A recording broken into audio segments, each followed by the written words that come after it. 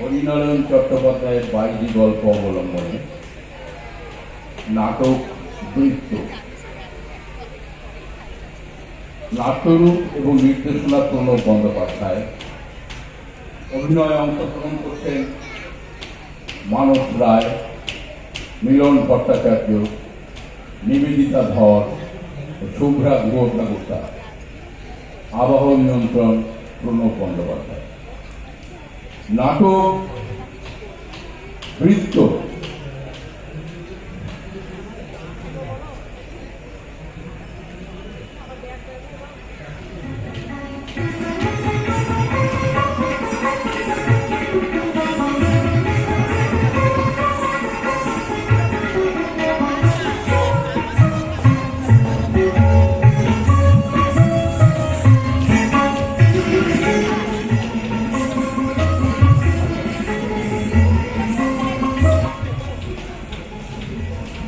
এই শহর লখনৌ, গজল, ঠুংরি আর খেয়ালের শহর।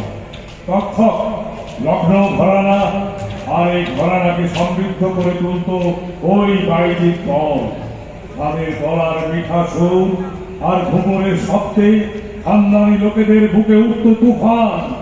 নাচ গান শেষ হতেই কেয়ামত কেয়ামত বলে বাইজির দিকে ছুড়ে দিত টাকার থলি, সোনার হার। নেশাগ্রস্ত লাল চোখে তাকিয়ে বাইজিদের রূপ গিলত গোগ্রাসে, আর মুখে ঠেসে দিত লখনৌর সেই বিখ্যাত সুরভি পান। আমি মনোহর প্রসাদ, লখনৌর বিখ্যাত আনোয়ারি বাইয়ের তবলচি। মজুরি নিয়ে বাইরে যাওয়ার সময় আনোয়ারি বাই সব সময় আমাকে সঙ্গে নিয়ে যেত। আমাকে সে ভাই সাহেব বলে ডাকত, আর আমি বলতাম বাহিনী। এদের রংচং জীবনের পিছনে আছে কত শত করুণ কাহিনী, কে তার খোঁজ রাখে। এখন বয়স হয়েছে বহিনজি, আজকাল বেশিক্ষণ দাঁড়িয়ে থাকতেও পারেন না, কোমর টলটল করে। বাতের মরশুম শুরু হয়েছে, গান গাইতে গেলে হাঁপ চলে যায়, তাই সব ছেড়ে দিয়েছেন। এমন একদিনে গেলাম তার বাড়িতে।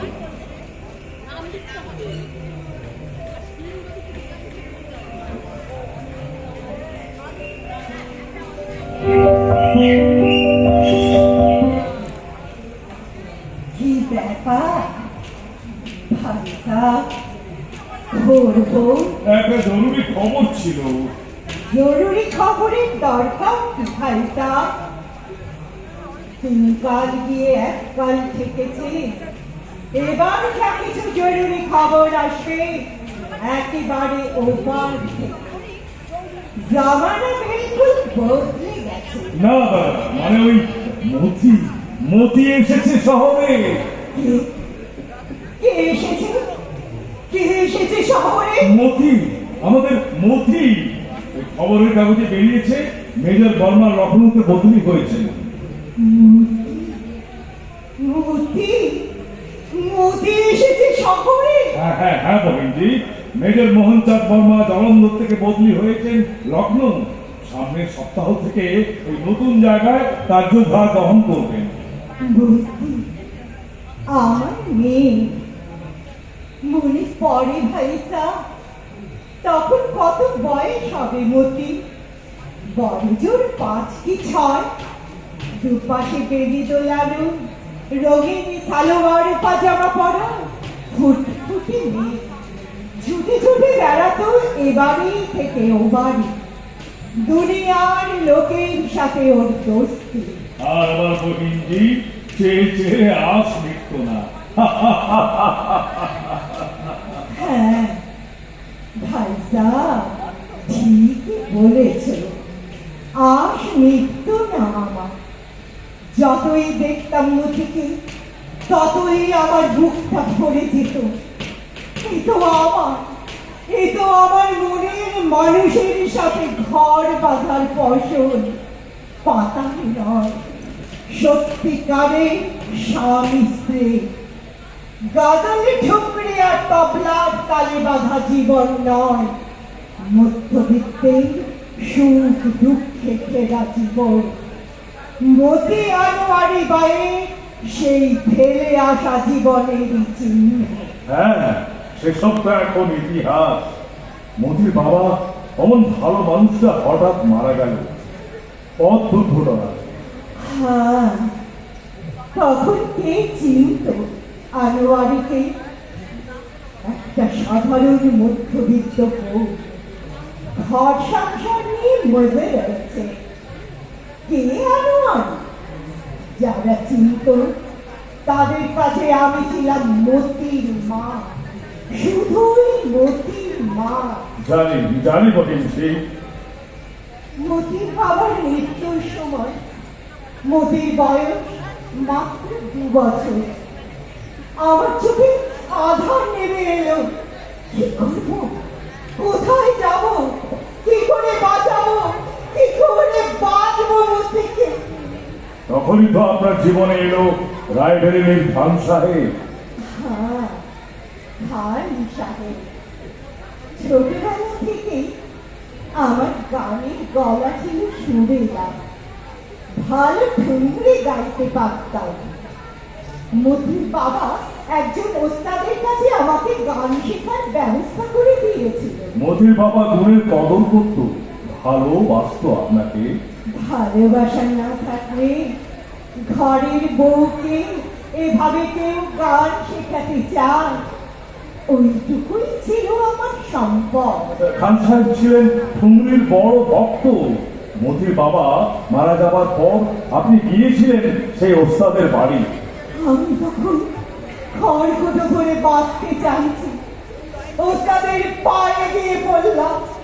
যখন কেঁদে ভাসাচ্ছি, সেই সময় তার ঘরে ঢুকলেন খান সাহেব। ওস্তাদের কাছে এসেছি ঠুংরি শুনতে। ওস্তাদ বললেন, খান সাহেব, এই মেয়েটির গানটা একবার শুনুন। আমি জানি বলেনজি, আমি তখন ওস্তাদের কাছে যেতাম তবলা সঙ্গত করতে। খান সাহেব আপনার গান শুনে একেবারে আপ্লুত হয়ে গেছিলেন। সেই থেকে শুরু আমার জীবনটাই বদলে গেল। আমার দুঃখের কথা শুনে খান সাহেব আমার দায়িত্ব দিলেন। না, ঘরেওয়ালি নয়, আমি একজন বাই জীবনে গেলাম, আনোয়ারি বাই। খান সাহেবের কৃপায় আমি তখন লখনৌর বিখ্যাত আনোয়ারি বাই। খান সাহেব তো আপনাকে মর্যাদা দিয়েছিলেন, বাজার পথ করে দিয়েছিলেন, না হলে কোথায় ভেসে যেতেন মতিকে নিয়ে? খান সাহেব, মর্যাদা বলতে কি বোঝো? শুধু খাওয়া পড়া, বিলাস বাসন আর রংদারি জীবন? হ্যাঁ, এই সবই দিয়েছিল আমাকে খান সাহেব, কোনো অভাব রাখেনি। কিন্তু ওই মতির মা নয়, আনোয়ারি বাই। আমার জীবনটাকে নিংড়ে নিয়েছিল সে, কোনো রেয়াজরা করেনি। আমি মতির কথা ভেবে সব সব সহ্য করেছি। রাতের পর রাত গান গেয়েছি, তবলার সাথে পা মিলিয়েছি খান সাহেবের সুরার জলসা করে। আমার নাম জড়িয়েছে সারা লখনৌ শহরে। লোকে হাততালি দিয়েছে, প্রশংসা করেছে, কিন্তু কিন্তু আমার দুঃসহ জীবনটাকে কেউ বুঝতে চায়। কিন্তু আমি তো আপনার পাশে ছিলাম। সেই জন্য তো তোমাকে আমি খান সাহেব বলে ডাকি। তুমি যদি মতিকে না বাঁচাতে, তাহলে যে কি হতো মতি? না না, এই কথা বলবেন না। আমি ক্ষুদ্র মানুষ, একটা সুযোগ পেয়েছিলাম, ঈশ্বরের আশীর্বাদে সেটা হয়েছিল। আমি তো নিমিত্র মাত্র। তুমি জানো ভাই সাহেব, মতি তখন 6-7 বছরে, দেখতে সুন্দর হয়েছে, ওর বাবার মতো। যখন 2-1 গানের ওস্তাদ, আশেপাশের 2-1 রসিক আদমি মতিকে আদর করতে করতে বলতো, আর কেন আনোয়ারি, এবার মেয়েকে গান বাজনা শেখাতে শুরু করো। এখন থেকে শুরু করলে তবে বয়সকালে মার মতো মিঠা গলা পাবে। নাম রাখবে লখনৌ। শুনে আমার মাথায় আগুন জ্বলে উঠত। सच सच बहिनी सच। জানো ভাই সাহেব, মোর মানুষজন সব চলে গেলে বাড়ি খালি হয়ে যেতে আমি মতিকে বুকে জড়িয়ে ধরে অধরে কেঁদেছি। মতি ঠোঁটে গালে চুমু কেটে কেটে বলেছি, না, তোকে আমি কিছুতেই এ পথে নামতে দেব না, কিছুতেই না। আমি তোকে সরিয়ে দেবো এখান থেকে। নাচ গান হইয়াল এসব যেন তোর জীবনের না আছে। লোকে বলেছিল এ আবার কি আনোয়ারি ভাইয়ের মেয়ে গান শিখবে না তো কি বেনারসি গিয়ে মালা জপবে বসে বসে? আমিও চিৎকার করে উঠেছিলাম, মালা জপবে কেন? মনের মানুষের সাথে ঘর বাঁধবে। কিন্তু তাতেও মানুষেরা হেসেছিল। ঘর সংসার করবে মেয়ে, তা বেশ, কিন্তু জেনে শুনে চকের আনোয়ারি বাইয়ের মেয়েকে কে এগিয়ে আসবে বিয়ে করতে? কন্যা ফেলে কে মাথায় ঘোমটা দেওয়াবে? একজন কাঁচা বয়সের কচি ডানা মেলে সবে উঠতে শেখা ছোকরা হয়তো রাজি হতেও পারে। বিয়ের ফর্ম করে নিয়ে গিয়ে দুদিন ফুর্তি করবে, তারপর শখ মিটলে কিংবা বাপের দেওয়া মাসোহারা বন্ধ হয়ে গেলে ঠিক ছেড়ে ফেলে পালিয়ে যাবে মতিকে। আর তখন আমি সেদিন তোমার হাত দুটো ধরে অনুরোধ করেছিলাম, এমন করা যায় না ভাই সাহেব। আনোয়ারি বাইয়ের মেয়ে নয় মতি। ছেলেবেলায় মা বাপ হারা কোনো অনাথ যেন তিনকুলে দেখবার কেউ নেই। কোনো ভদ্রলোক যার ছেলে মেয়ের সাথ, অথচ ভগবান কিছু পাঠাননি বলে তেমন কেউ মতিকে দিতে পারে না। নিজের মেয়ের মতো মানুষ করতে পারে না। আমি বলেছিলাম সর্বনাশ, আপনি ফিরিয়ে দেবেন মেয়েকে, কিন্তু মেয়েকে ছেড়ে আনোয়ারি ভাই বাঁচবেন কি করে? আনোয়ারি বাই বাঁচতে চায় না, মেয়েকে বাঁচাতে চায়। ভাই সাহেব, একটা বন্দোবস্ত করতেই হবে। মোদিকে আমি এই নরকে পড়তে দেব না। ওকে কোথাও সরিয়ে দিতেই হবে, তুলে দিতে হবে কোনো ভদ্র মানুষের হাতে। মাত্র শহরে কেল্লা থেকে ভাই সাহেব আশেপাশে ঘুরে দেখো, সব সব খরচ আমি দেব, কিন্তু দিল্লি নয় ভাই।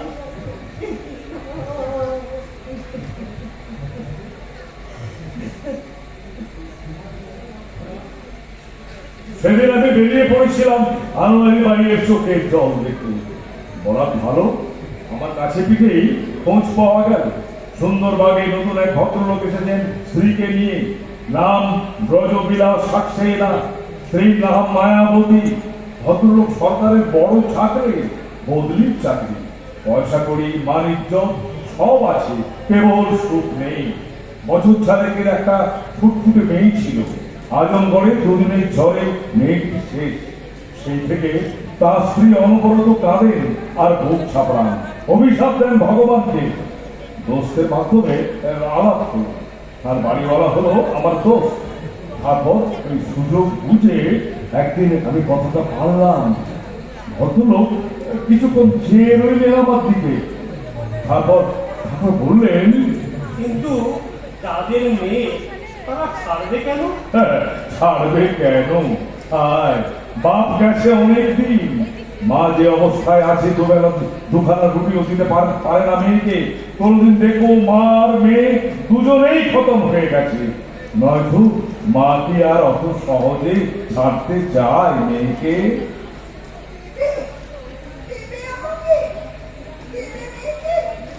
আমি যাব, আমি গিয়ে নিয়ে আসবো।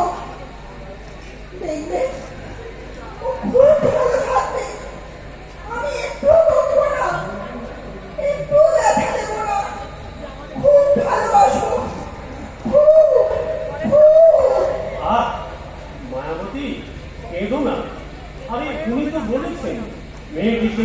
এগিয়ে আসবেন। এক্ষুনি বলে নিয়ে আসতে। দেখছো না? আমার কোল খালি। কেমন খালি ওখানে আছে। তুমি কেন বুঝতে পারছো না? কেন? কেন?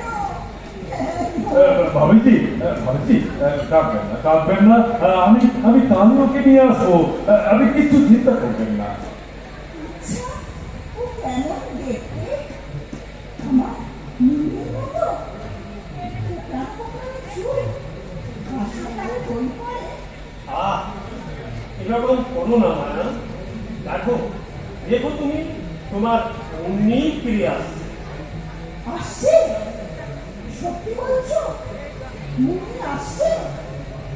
আমি জানি মুনি আমাকে ছেড়ে পারে না। ও আসবে। আমাকে মারবে, ডাকবে তো।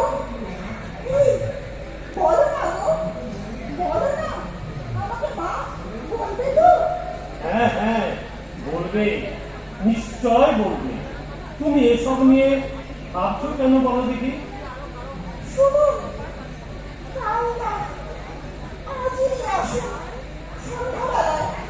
আমি কিন্তু বসে থাকবো ওর জন্য। কি, নিয়ে আসবেন তো? কি হলো? বলুন। আপনি শান্ত হন, শান্ত হন। ঠিক আছে, ঠিক আছে, আজই আমি ওকে নিয়ে আসবো সন্ধ্যেবেলা। শুনেছো? ও আসবে আজ সন্ধ্যাবেলায়। তুমি কিন্তু কোথাও যাবে না। ও আসবে, ও আসবে। আচ্ছা, মনোহর বাবু, একটা কথা ছিল। বলুন।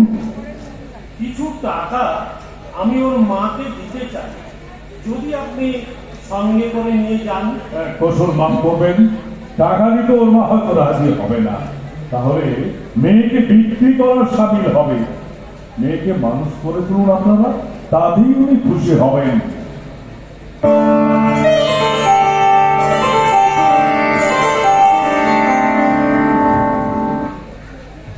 তারপর অনেক ঘটনা ঘটে গেছে।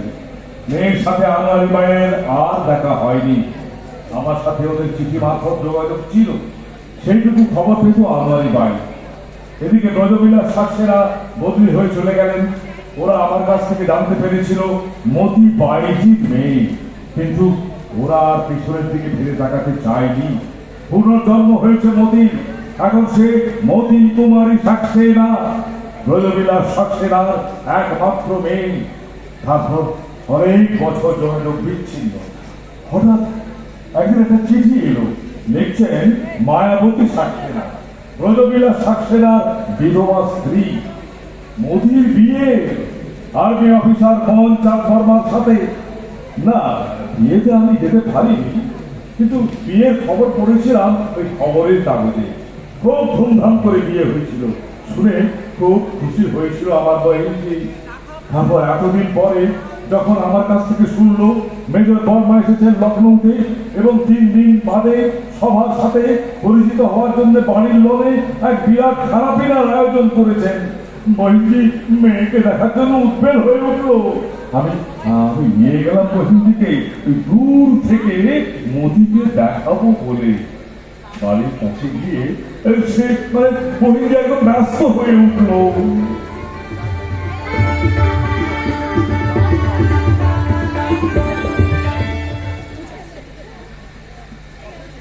ভাই সাহেব, ভাই সাহেব, কোথায়, কোথায় আমার মেয়ে, আমার মতি? কি হলো, কি হলো, কি হলো বহিন্দি? কষ্ট হচ্ছে? কোনো কষ্ট না, শুধু বুকের ভেতর অসহ্য দাপাদাপি হচ্ছে। কেন কেন কেন বহিন্দি? এত বছর পরে মেয়েকে দেখতে পাবো। হ্যাঁ, আমার মতি। ওকে আমি 2 হাত দিয়ে সরিয়ে দিতে পেরেছি বাড়িটির গৃহীত জীবন থেকে। ভাই সাহেব, ও এখন বাড়িটির মেয়ে না, এক সম্মানীয় গৃহস্থ বধূ। আমার ধৈর্য ধরছে না, আমার মন সরছে না। বহিন্দি, ওই দেখুন ওই দেখুন আমিনাবাদের রিটায়ার্ড জজ কেসরি মুকুল, ওই যে দেখছেন লম্বা ঝুলের কোট পরে উনি হলেন নবাবের বংশধর আমিনুদ্দিন। ওদের সঙ্গে আছেন সেরা ব্যবসায়ী মিস্টার মোদি, পাশাপাশি ওই ব্যাংকের জেনারেল ম্যানেজার হেনরি উড। ও, আমি ভাবতেই পারছি না সব গণ্যমান্য লোক এখানে, আর তারা অপেক্ষা করছে মোদির জন্য, আমার মেয়ের জন্য। ওই যে কালো কোট পরা উনি মেজর বর্মা, আপনার জামাই। না না, আমার জামাই না, আমার জামাই না, ও হলো সাকসেনার জামাই। কিন্তু আমার মেয়ে আসছে না কেন? আসবে আসবে আসবে বলছি, এক্ষুনি আসবে। ওই ধারণা আমাকে বলেছে, এরও বলে। কেমন সাজিয়েছে দেখেছো ভাই সাহেব, আলোর রোশনাই কি সুন্দর লাগছে, সবাই কেমন হাসছে, কথা বলছে, কি আনন্দ। এতে সবাই উঠে দাঁড়ালো কেন? তবে কি হ্যাঁ বলছি, আপনার মেয়ে মোদি আসছে, দেখছেন না মেজর বর্মা এগিয়ে যাচ্ছে এক পা দু পা করে। ওই তো আপনার মেয়ে আসছে। কই, কোথায়? ওই যে হালকা সবুজ শাড়ি পরা, ওই তো আপনার মতি। সবুজ শাড়ি মানে ওই পাতলা ফিনফিনে ব্লাউজ, আঁকা ব্লু, ছোটে রং, দুগালে রুদ মেখেছে, চুড় বাঁধানা চোখ, চুড়ো বাঁধা কটা চুলের রাত। ও ও আমার মতি। যে পোশাক পরতে আমি লজ্জা পেতাম, সেই পোশাক পরে ও হাজার অতিথির মাঝখানে এসে দাঁড়ালো। না না, এ হতে পারে না, ও আমার মতি নয়। হ্যাঁ বলছি, ওই আপনার মতি, ও এখন মিসেস বর্মা। তাহলে আমার সেই শান্ত সুন্দর মেয়েটা কি হলো? ওই দেখো, ও কেমন টেবিলে টেবিলে ঘুরছে, পুরুষদের গায়ে হেসে হেসে ঢলে পড়ছে। একজনে বুক পকেটে রাখা গোলা তুলে দিয়ে নিজের গল মাথায় গা তুললো।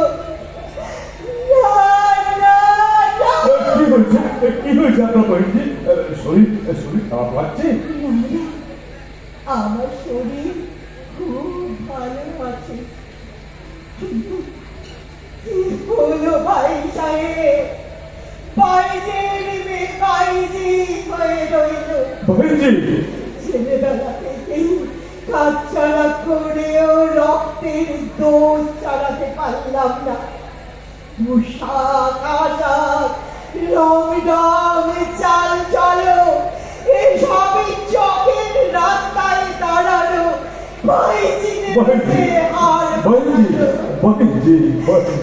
কি হলো ভাই সাহেব, এই আমার কি হলো? আমি চাই